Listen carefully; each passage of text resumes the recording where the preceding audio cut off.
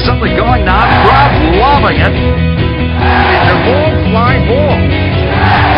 Home run!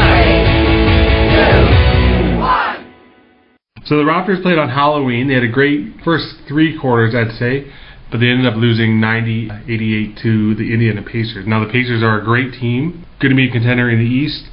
Played without Danny Granger.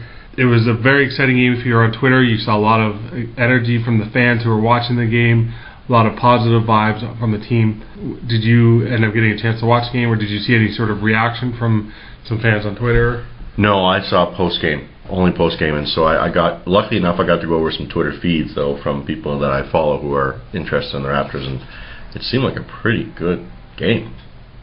Yeah, it was very energetic, very up and down type of defensive game too. I mean, 90-88 sort of represents that as a score. The Raptors did have a sort of a broken open in the third quarter, but then sort of didn't have the lineup in the start of the fourth to sort of score points, and I think that really hurt them in the end. Some Raptor news a little bit to go over. If we wanted to go over the stats, I guess first, Valanciunas played well. He had 23 minutes, and then in that 23 minutes, he recorded only the second double-double for a rookie ever in Raptor history right off the bat.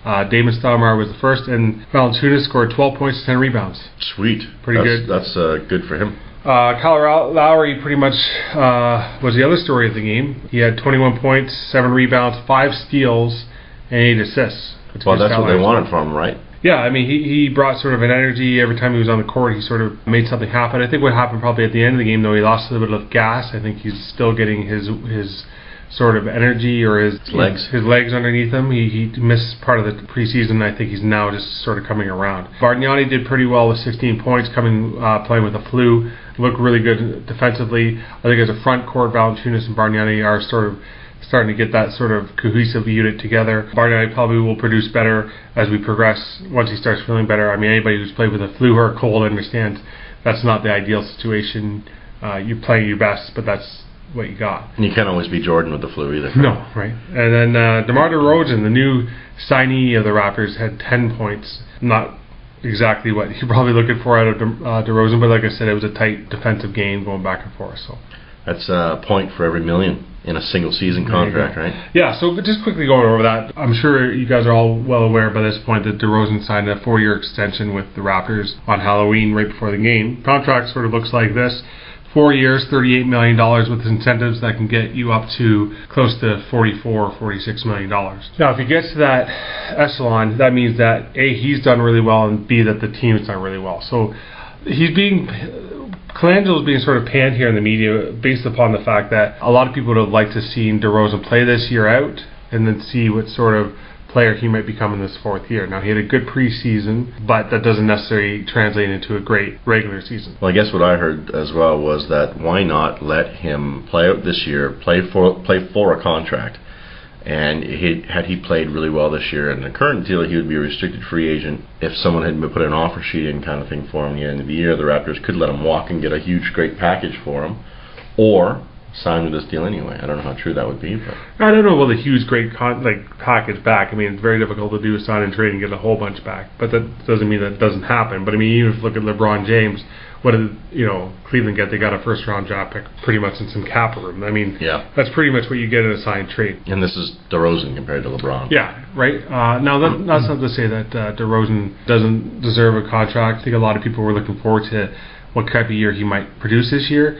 I think what people are more upset with is why not have him earn this contract instead of going off potential. Saying that, I think if DeRozan does play up to potential, what he can become, I mean, we can all see his athleticism. I think if he becomes a better dribbler and can start shooting a little bit from the outside a little bit better, I think this deal looks like a better one. I mean, a lot of people pan Colangelo for the contract he gave Bargnani, but if you look in hindsight at what Bargnani brings to the table in terms of points and the skilled 7-footer on your front end, I mean, he's paying him only about $11 million a season, which is really nothing when you consider he's a 20-point player per game. So it's struggle for me to say it's a bad or good deal. I mean, I think it's a wait and see. I think the hard part is that $10 million for a player that at this point is pretty much averaging about 16 points a game is very difficult to swallow. So I understand where the frustration is there. But if DeRozan can improve his game all around. And we all know he's a gym rat. We all know he works hard. I think we have a chance to see a good player here. I mean, he's only 23. I mean, he's not old by any means. He's in the gym all the time. And I think the most important thing too is there's oftentimes fans will say, why are we signing all these Europeans? Why aren't we signing some American guys? Why aren't we looking at that sort of crop of player? And DeRozan is a guy from Compton, Los Angeles.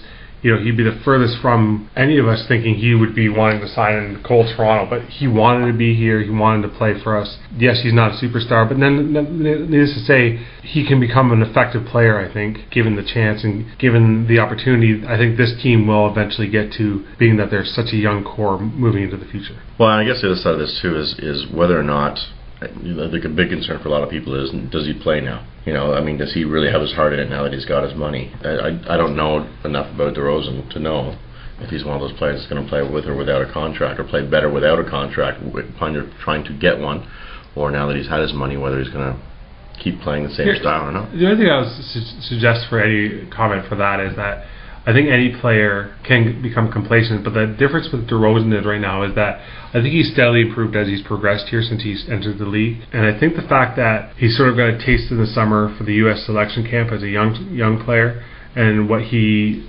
observed on the players that are the quote-unquote echelon players of this league and what he wants to strive to become. He's not yet an all-star. He's not yet a 20-point player. He's not yet the all-around package. I think he has a lot to strive for, and if you look at him before he even had these contracts, he was in the gym working his tail off trying to become a better player, I think for his own right, and then secondary for the team.